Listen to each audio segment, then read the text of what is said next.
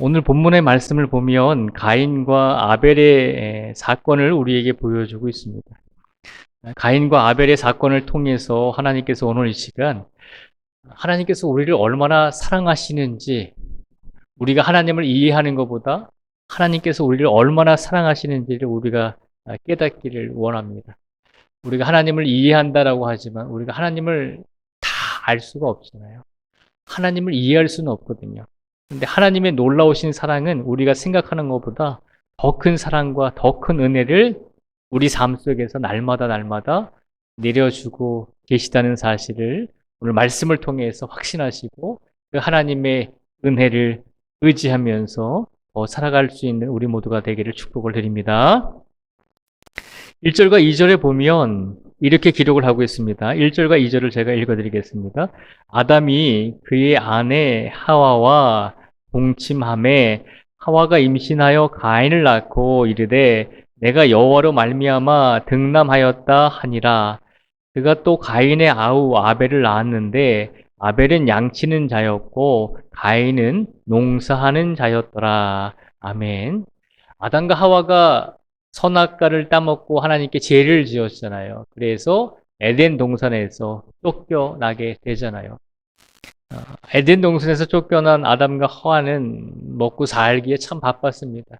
에덴 동산에 있을 때는 먹을 것이 풍요로웠고 아무 근심 걱정이 없었는데 에덴 동산에서 죄를 지음으로 그 동산 밖으로 쫓겨나자 그 순간부터 많은 고통과 어려움이 찾아오게 되었죠. 그런데 그런 상황 속에서도 하나님께서 아담과 하와에게 큰 은혜를 주셨습니다. 그 은혜라고 하는 것은 자녀로 인한 축복과 은혜였습니다. 아담과 하와가 힘들 때 하나님께서는 아담과 하와의 가정에 새로운 생명을 주셨습니다. 그래서 첫째 아들을 낳고 가인이라고 이름하였고 둘째 아들을 낳게 되었는데 둘째는 아벨이라고 하는 아들을 또 주셨습니다. 하나님께서 이 귀한 두 아들을 주셔서 아담과 하와의 가정이 정말 올바른 가정을 이루고 그 가정 안에서 행복을 누릴 수 있도록 귀한 아들들을 선물하셨습니다. 그래서 1절과 2절에 보면 후에 아벨과 가인이 장성하여서 아벨은 양치는 자가 되었고 가인은 농사하는 자가 되었다라고 이렇게 1, 2절은 기록을 하고 있습니다. 근데 문제가 한 가지 생기게 됩니다. 그 문제는 3절에서 5절까지 말씀에 보면 문제가 나오고 있죠. 3절에서 5절까지 말씀을 제가 다시 한번 읽어드리겠습니다. 3절부터 5절까지 말씀입니다. 세월이 지난 후에 가인은 땅의 소산으로 제물을 삼아 여호와께 드렸고 아벨은 자기도 양의 첫 새끼와 그 기름으로 드렸더니 여호와께서 아벨과 그의 제물은 받으셨으나 가인과 그의 제물은 받지 아니하신지라. 가인이 몹시 분하여 안색이 변하니. 아멘. 3절에서 5절까지 말씀해 보면 문제의 시작이 이제 일어나고 있습니다. 세월이 지나서 가인은 농사를 짓는 사람이었다라고 말씀드렸잖아요. 그래서 당연히 하나님께 예물을 드릴 때, 하나님께 예배 드릴 때 땅의 소산으로 하나님께 제물을 삼아서 하나님께 드렸습니다. 그리고 아벨은 양치는 사람이었잖아요. 그래서 아벨도 하나님께 제물을 드렸는데 양의 첫 새끼와 그 기름으로 하나님께 드렸다라고 되어 있습니다. 그런데 하나님께서 이 두 사람의 예배를 받으시고 이 두 사람의 예물을 받으시고 하나님께서 우리가 이해할 수는 없지만 하나님께서 아벨과 그의 제물은 받으셨지만 가인과 그의 제물은 받지 아니하셨다라고 이 4절과 5절 말씀에 보면 기록을 하고 있습니다. 결과적으로 하나님께서 아벨의 제사를 받으시고 가인의 제사를 받지 아니하셨잖아요. 그 결과가 일어나자 5절에 보니까 가인이 몹시 분하여 안색이 변했다라고 되어 있습니다. 몹시 분해서 안색이 변했다는 것은 우리가 생각해 볼 수 있는 것은 가인이 스스로가 내가 드리는 예배가 하나님께서 기쁘게 받아주실 것이다라고 하는 그런 확신을 가지고 있었다는 거죠. 기대를 하지 않으면 어떤 결과가 주어져도 거기에 대해서 반응을 하지 않게 되는 경우가 많이 있거든요. 내가 기대하지 않았으니까 하나님께서 내 예배를 받아주실 것이다라고 기대하지 않고 예배 드리면 당연히 하나님께서 예배를 안 받아주셔도 그러려니 하죠. 그런데 오늘 5절에 보니까 가인의 반응이 어떤가 하면 몹시 분해서 안색이 변하게 되었다는 것입니다. 그러니까 이 5절 말씀을 통해서 우리가 알 수 있는 것은 가인이 하나님께 예배 드리는데 가인이 스스로 생각할 때 내 제물과 내 예배를 하나님께서 분명히 기쁘게 받으실 것이다라고 하는 기대를 가지고 예배를 드렸다는 거죠. 근데 뜻밖에도 결과는 그렇지 않았잖아요. 기대를 가지고 하나님께서 분명히 내 예배를 받아주실 것이다라고 하는 기대를 가지고 예배를 드렸는데 하나님께서는 뜻밖에도 자신의 예배를 받지 아니하시고 아벨의 예배만 받으셨다는 것입니다. 우리가 그 이유가 뭘까라고 곰곰이 생각해 보게 됩니다. 그래서 그 이유를 우리가 6절과 7절의 말씀을 통해서 우리가 발견할 수 있습니다. 가인의 예배를 받지 아니하신 이유가 무엇일까요? 우리가 한번 6절과 7절의 말씀을 한번 같이 읽어보겠습니다. 6절과 7절입니다. 시작.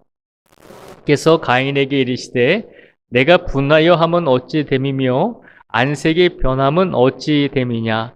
내가 선을 행하면 어찌 낯을 들지 못하겠느냐? 선을 행하지 아니하면 제가 문에 엎드려 있느니라. 제가 너를 원하나 너는 죄를 다스릴지니라. 아멘. 가인이 스스로가 하나님 앞에서 내가 드리는 이 예배를 하나님께서 분명히 기쁘게 받아주실 것이다라고 하는 확신이 있었습니다. 그 확신이라고 하는 것은 자신이 하나님 앞에서 어떻게 보면 부끄럽지 않은 삶을 살았다라고 스스로가 만족하고 그렇게 생각을 했다는 것이죠. 우리가 하나님께 기도하고 우리가 하나님께 예배를 드리다 보면 우리 스스로가 그렇게 만족할 때가 있잖아요. 하나님, 한 주간의 삶 속에서 내가 죄짓지 않고 하나님 앞에서 부끄럽지 않은 삶을 살았기 때문에 당연히 지금 드리는 이 예배를 하나님께서 분명히 기쁘게 만족하시면서 받아주실 것을 나는 믿습니다라고 확신하면서 예배를 드릴 때가 있잖아요. 또 그런 마음을 가지고 하나님께 기도할 때도 있잖아요. 내가 이렇게 열심히 살았고 하나님 보시기에 바르게 살았으니까 하나님께 기도하고 간구하는 것에 대해서 당연히 응답해 주실 것입니다라고 하는 확신을 가지고 기대를 가지고 하나님께 기도할 때가 있잖아요. 근데 그 기도와 간구가 울부짖음이 우리가 원하는 때에 원하는 방식으로 이루어지지 않는 경우가 참 많이 있잖아요. 가만히 생각해 보면 내가 열심히 살았고 내가 믿음적으로 부족함이 없게 살아왔다라고 그렇게 생각을 하고 그렇게 기대를 하면서 하나님께 간구하고 울부짖었고 예배드렸는데 결과적으로 그렇지 못할 때가 많이 있다는 거죠. 우리가 하나님 앞에서 착각하면서 살아갈 때가 많이 있다는 거죠. 우리가 하나님을 다 안다라고 생각하는 거죠. 내가 이만큼 했으니까 하나님께서 분명히 나의 모든 것을 기쁘게 받아주시고 완벽하게 완전하게 나를 이해해 주시고 인정해 주실 것이다라고 하는 그런 생각을 하고 살아갈 때가 많이 있다는 거죠. 가인도 마찬가지였습니다. 가인도 하나님 앞에서 내가 드린 이 예배를 하나님께서 분명히 기쁘게 받아주시고 그 누구보다도 하나님께서 칭찬해 주실 것이다라고 하는 마음이 있었다는 것이죠. 근데 하나님께서 뭐라고 말씀하시냐면 7절에 보면요. 내가 선을 행하면 어찌 낯을 들지 못하겠느냐. 선을 행하지 아니하면 제가 문에 엎드려 있느니라 라고 그렇게 말씀하고 계세요. 7절의 말씀을 통해서 우리가 알 수 있는 것은 가인은 하나님 앞에서 스스로가 바르고 완벽하고 완전하다라고 생각했을지 모르지만 하나님이 보실 때 부족함이 있었다는 것이죠. 그 부족함이 어떤 인간적으로 좀 부족하거나 인간적으로 좀 연약해서 일어나는 부족함이 아니라 아담과 하와가 에덴 동산에서 하나님께서 하지 말라고 했던 그 선악과를 따먹었던 그 죄와도 같은 종류의 죄를 가인이 스스럼없이 행하고 있었다는 것이죠. 그래서 하나님께서 안색이 변하고 분을 내고 있는 가인에게 하나님께서 말씀하시죠. 내가 선을 행하면 어찌 낯을 들지 못하겠느냐라고 하나님께서 말씀하고 있는 것입니다. 너 스스로 생각할 때는 너가 완벽하고 완전한 것 같이 느껴지겠지만 하나님 보실 때는 네가 지금 부족하다는 것입니다. 네가 죄를 짓고 있다는 것입니다. 선을 행하지 않았다는 것이죠. 내가 선을 행하면 어찌 낫을 들지 못하겠느냐라고 하나님께서 깨우쳐 주십니다. 그리고 가인에게 하나님께서 한마디를 더 하시죠. 선을 행하지 아니하면 죄가 문에 엎드려 있느니라라고 하나님께서 경고하십니다. 이 말은 무슨 말인가 하면 선을 행하지 아니하면 죄가 문에 엎드려져 있다는 것입니다. 우리가 하나님의 말씀대로 살아가지 않고 우리 뜻대로 우리가 죄와 악 속에서 살아가다 보면 우리 문 앞에 죄가 기다리고 있다는 것입니다. 그래서 문을 열면 발을 디디는 그 순간에 죄의 구렁텅이에 빠지게 된다는 것입니다. 우리가 선을 행하지 아니하면 항상 죄가 우리를 구덩이로 이끌려고 항상 우리 앞에 놓여 있음을 기억하라는 것입니다. 가인의 상황이 선을 행하지 아니했기 때문에 지금 너의 발 앞에 죄가 엎드러져 있다는 것입니다. 발을 계속해서 디디면 결국 그 죄에 빠지게 된다는 것입니다. 하나님께서는 그것을 가르쳐주고 있는 것입니다. 하나님께서 농사의 수확으로 예배를 드리고 있는 가인에게 하나님께서 그의 예배를 받아주지 아니하시고 분을 내고 화를 내고 있는 가인에게 하나님께서 깨우쳐 주십니다. 네가 선을 행하지 아니하여서 지금 너의 발 앞에 죄가 도사리고 있다는 것입니다. 그러면서 하나님께서 뭐라고 말씀하시냐면 7절 끝에 보시면 이렇게 말씀하시죠. 죄가 너를 원하나 너는 죄를 다스릴지니라 라고 말씀을 하십니다. 죄가 너를 원하지만 너는 죄를 다스려야 된다는 것입니다. 죄가 너를 유혹하고 죄가 너를 지금 시험에 빠뜨리고 죄가 너를 악한 길로 지금 가게끔 하고 있는데 그렇게 하지 말라는 것입니다. 너는 죄가 원하는 대로 그런 삶을 살지 말고 너는 오히려 죄를 다스려야 된다는 것입니다. 이것이 하나님께서 가인에게 주신 하나님의 말씀입니다. 하나님, 내가 하나님께 예배를 드렸는데 내가 이 예배를 분명히 하나님께서 기쁘게 받으실 것이다 라고 하는 확신을 가지고 예배를 드렸는데 하나님께서 내 예배를 받지 아니하셨습니다. 그래서 내가 분을 내고 화를 냈더니 하나님께서 나를 깨우쳐 주셨습니다. 뭐라고 가인을 깨우쳐 주셨냐면 내가 어찌 선을 행하면 낯을 들지 못하겠느냐. 네가 지금 선을 행하지 못하고 네 스스로가 정당하다고 생각하는데 하나님 보시기에는 선을 행하지 않고 있다는 것입니다. 그리고 네가 선을 행하지 아니했기 때문에 너의 발 앞에 죄가 도사리고 있다는 것입니다. 그것을 왜 보지 못하느냐라고 하는 것입니다. 그러면서 7절에서 다시 한번 하나님께서 말씀하시죠.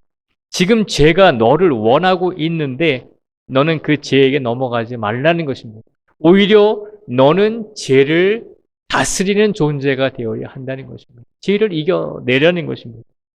이 7절의 말씀을 통해서 우리가 알 수 있는 것은 하나님께서 가인의 예배를 안 받아주셨잖아요. 받아주지 아니하셨잖아요. 그런데 그 안 받아주신 이유가 뭐냐면 가인의 예배를 받아주지 아니하심으로 가인 스스로가 내가 선하다라고 생각하는 자만심, 내가 옳다라고 생각하는 교만, 그리고 하나님 보시기에 지금 선을 행하지 아니하고 악을 행하며 죄의 유혹에 빠져 있는 가인을 깨우쳐 주고 계시잖아요.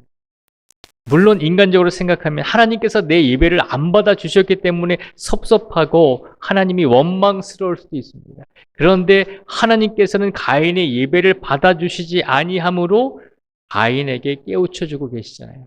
너의 발 앞에, 너의 문 앞에 죄가 엎드려져 있는데 왜 그것을 보지 못하느냐라고 하는 것입니다. 거기서 더 나아가서 죄는 너를 원하지만 너는 죄를 다스리는 사람이 되라라고 하나님께서 그렇게 권면하면서 말씀해주고 계시잖아요. 이 7절의 말씀을 통해서 하나님께서 가인에게 주시고자 했던 것은 하나님의 은혜를 가인에게 주고 계시잖아요. 죄의 자리에서 떠나라는 것입니다. 조금만 더 앞으로 가면 계속해서 그 죄의 구덩이에 빠질 텐데 그 구덩이에서 벗어나라는 것입니다. 그래서 내가 너의 예배를 받아주지 않았다는 것입니다. 너희의 모습이, 너희의 삶이 하나님 보시기에 선한 삶을 살고 있지 못하기 때문에 그것을 깨우쳐 주기 위해서 다시 한번 가인에게 은혜를 주기 위해서 죄에서 떠나서 살아가라고 하나님께서 그의 예배를 받아주지 아니하시고 그에게 말씀하시잖아요. 죄가 너를 원하지만 너는 죄를 다스리는 사람이 되어야 된다라고 하나님께서 강하게 권면을 하고 계시죠.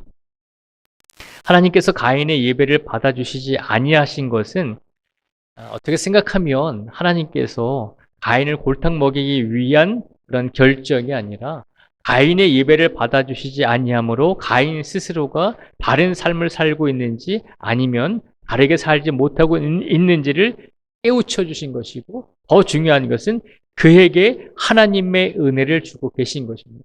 회개하고 죄에서 돌아올 수 있는 기회를 하나님께서 가인에게 주신 거잖아요. 그냥 예배를 받지 아니하시고 바로 징계를 때리셔도 되는데 그렇게 하지 아니하셨잖아요. 예배를 받아주지 아니하심으로 가인으로 하여금 깨닫게 하시고 하나님께서 그에게 말씀을 주시잖아요. 죄의 자리에서 떠나라는 것입니다. 하나님께서 이것은 가인에게 주신 특별한 은혜인 것입니다. 하나님께서는 어떤 분이십니까? 우리가 잘못된 길을 갈 때에도 하나님께서는 우리를 바른 길로 가게 하시려고 더 큰 은혜를 우리에게 주시는 하나님이심을 믿음으로 확신하라는 것입니다. 때로는 우리가 기도하고 때로는 우리가 간구하고 때로는 우리가 하나님께 원했던 것이 우리 뜻대로 이루어지지 아니했기 때문에 하나님께서 나를 사랑하지 아니하시는 거다라고 생각하지 말라는 것입니다. 때로는 우리는 완벽하고 완전하다라고 생각하는데 하나님 보시기에 이 길이 아닌데 자꾸 이 길을 가고 있는 성도들이 있다는 것입니다.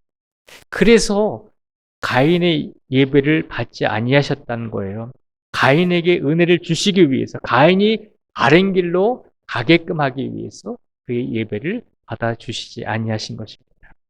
오늘 시간 하나님께서 가인에게 그가 바른 길을 가지 않고 있을 때 하나님의 은혜를 주심으로 그가 바른 길을 갈 수 있도록 인도해 주셨던 것처럼 오늘 하나님께서 우리의 삶 속에서 우리의 인생을 바른 길로 갈 수 있도록 인도해 주시고 하나님의 은혜를 주시는 하나님이신 줄 믿습니다. 그 하나님을 먼저 믿고 확신하시기를 바랍니다. 그리고 나서 가인이 어떤 결정을 했을까요? 하나님께서 그가 잘못된 길을 가고 있다는 것을 말씀으로 깨우쳐 주셨잖아요. 그럼에도 불구하고 하나님께서 그에게 은혜를 주시고 회개할 수 있는 기회를 다시 한번 주셨잖아요. 그런데 가인은 어떻게 했을까요? 8절의 말씀을 같이 읽어보겠습니다. 8절입니다. 시작. 가인이 그의 아우 아벨에게 말하고 그들이 들에 있을 때에 가인이 그의 아우 아벨을 쳐 죽이니라. 아멘. 참으로 안타까운 결과죠. 그의 아버지 어머니였던 아담과 하와는 선악과를 따먹으러 죄를 지어서 에덴 동산에서 쫓겨났지만 그의 아들들 가인과 아벨 이 두 아들이 평안하게 또 평화롭게 살았으면 좋을 뻔했는데 형이었던 가인이 하나님의 권명과 하나님의 말씀이 있었음에도 불구하고 결국은 죄에서 돌아오지 않고 죄가 그의 발 앞에 도살하고 있는 것을 하나님께서 경고해 주셨음에도 불구하고 결국은 하나님의 뜻대로 살아가지 않고 가인은 아벨을 죽여버리게 되잖아요. 인류 최초의 살인이죠. 인류 최초의 살인이 가인을 통해서 일어나게 된 것입니다. 그래서 하나님께서는 이 가인에게 하나님의 말씀을 듣지 아니하는 이 가인에게 징계를 내리십니다. 가인에게 징계를 내리셨는데 어떤 징계를 내리셨는지 저희가 9절에서 12절까지의 말씀을 한번 같이 읽어보겠습니다.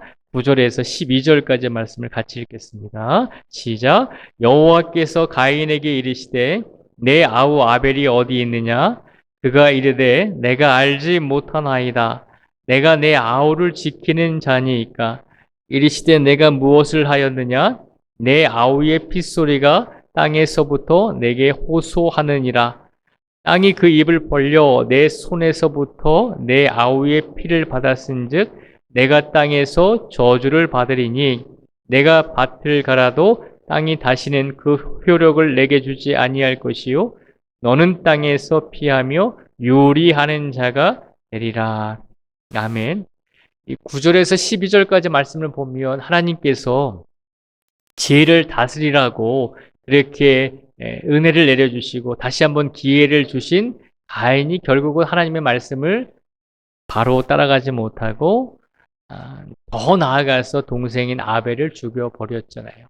그래서 하나님께서 가인에게 징계를 내리시는데 가인에게 징계를 내리신 가장 큰 징벌은 뭐냐면 12절에 보면 너는 땅에서 피하며 요리하는 자가 되리라 라고 하는 겁니다.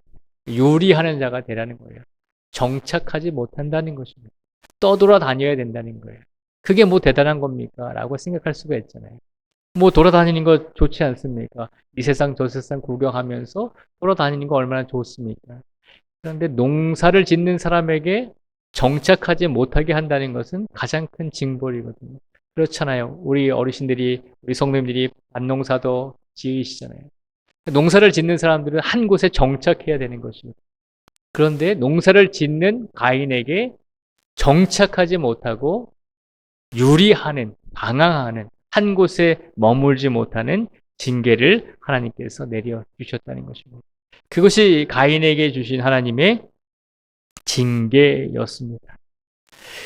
자, 그런 징계를 받은 다음에 그 다음에 이제 가인의 이제 모습을 보도록 하겠습니다. 하나님께 징계를 받고 나서 가인은 하나님께 이렇게 울부짖습니다. 13절부터 15절까지의 말씀을 저희가 또 같이 한번 읽어보겠습니다. 13절에서 15절입니다. 시작.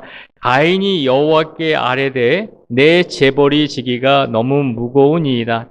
주께서 오늘 이 지면에서 나를 쫓아내시온즉 내가 주의 낯을 배웁지 못하리니 내가 땅에서 피하며 요리하는 자가 될지라 물은 나를 만나는 자마다 나를 죽이겠나이다. 여호와께서 그에게 이르시되 그렇지 아니하다. 가인을 죽이는 자는 벌을 7배나 받으리라 하시고 가인에게 표를 주사 그를 만나는 모든 사람에게 죽임을 면하게 하시니라. 아멘. 13절에서 15절까지 말씀에 보면 가인이 하나님께 징계를 받고 하나님께 울부짖잖아요.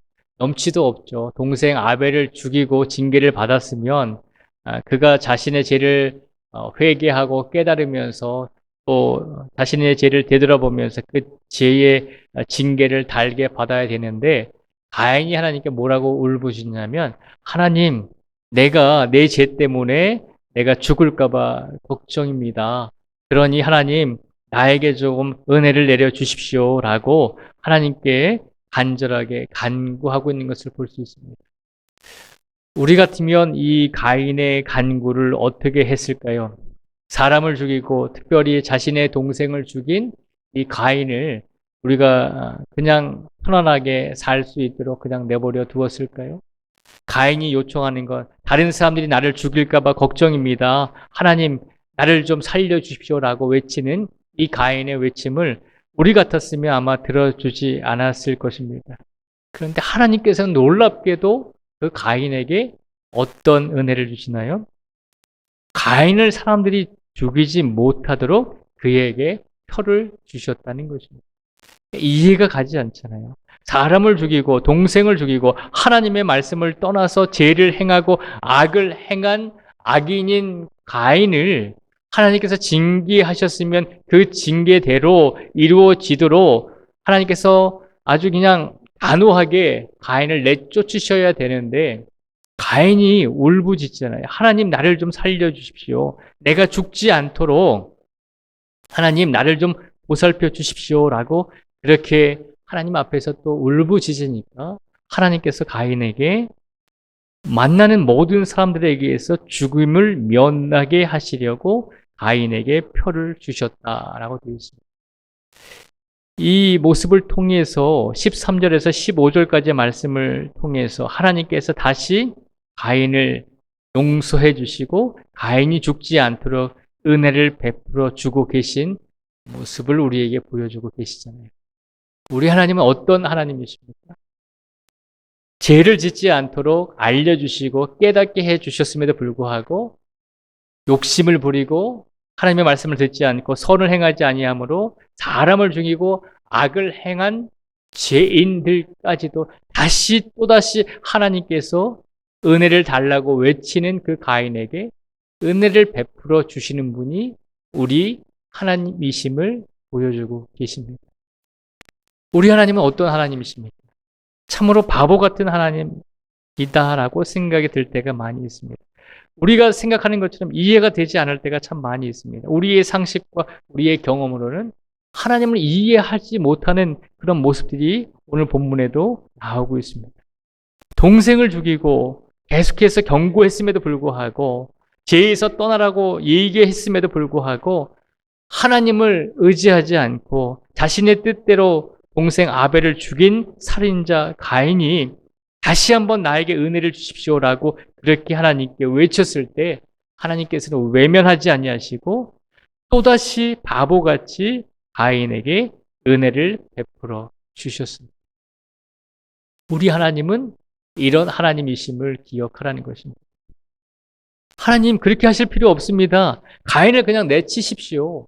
가인을 그냥 아주 그냥 살지 못하는 척박한 땅으로 떠돌아다니게 그렇게 유리하게 하시면 좋을 것 같습니다.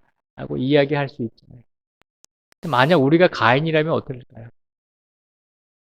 우리가 가인을 보는 것이 아니라 우리가 가인의 입장이라면, 우리가 가인 같은 삶을 살아가고 있다면 우리는 어떻게 하나님께 외칠까요? 오늘 본문 말씀을 통해서 하나님께서 우리에게 주시고자 하는 메시지는 그것입니다. 하나님은 우리가 이해하는 것보다도 더 큰 은혜와 사랑으로 우리를 대해 주신다는 것입니다. 우리가 이해하고 우리가 측정 가능한 사랑의 분량이 있잖아요. 이 사람이 나를 사랑하는구나.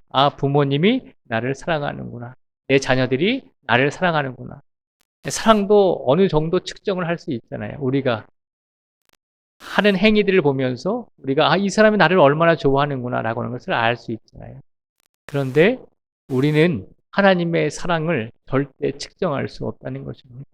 우리가 하나님의 사랑을 절대 이해할 수 없다는 것입니다. 왜냐하면 하나님은 우리가 생각하는 것보다 더 큰 사랑을 가지고 계시기 때문입니다.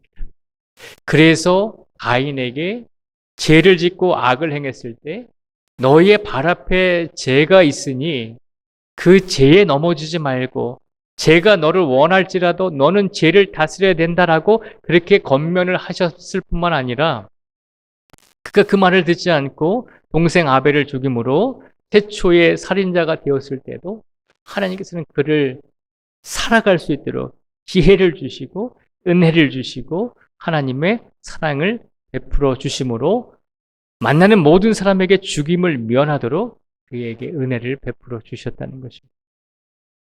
우리 하나님이 그런 하나님께서 그런 사랑을 가지고 계신 하나님께서 오늘 이 시간 우리에게 얼마나 큰 사랑을 베풀어 주셨을까요? 동일한 사랑을 우리에게도 베풀어 주신 줄 믿습니다. 우리가 생각할 때 내가 하나님 앞에서 선하게 살았습니다. 하나님 앞에서 내가 죄짓지 않고 부족함이 없도록 내가 잘 살았습니다. 우리가 그래서 이 자리에 와 있을까요? 그렇지 않다는 것입니다. 우리가 생각하는 것보다 하나님께서 우리를 더 너그럽게 받아주시고 더 큰 은혜와 사랑으로 우리를 인도해 주셨기 때문에 우리가 오늘 이 자리에 오게 된 줄 믿습니다. 우리 하나님은 그런 하나님이심을 믿고 확신할 수 있는 우리 성도들이 되기를 바랍니다. 그렇기 때문에 그 하나님의 사랑을 우리가 이해하지는 못한다 할지라도 우리가 깨닫지는 못한다 할지라도 한없는 사랑으로 가인을 지켜주시고 이끌어 주셨듯이 하나님께서는 우리들에게도 동일한 사랑과 은혜로 날마다 베풀어 주신다는 것을 기억하시고 확신하시면서 우리의 인생 속에서 그 하나님을 붙들고 우리의 삶 속에서 그 하나님의 크신 사랑을 의지하고 하루하루를 살아갈 수 있는 성도가 되라고 우리의 오늘 이 말씀을 선포하여 주신 줄 믿습니다. 그 하나님을 붙들고 남은 일주일간의 삶을 잘 살아가실 수 있는 우리 모든 성도들이 되시기를 주님의 이름으로 축복을 드립니다. 이 시간 기도하겠습니다.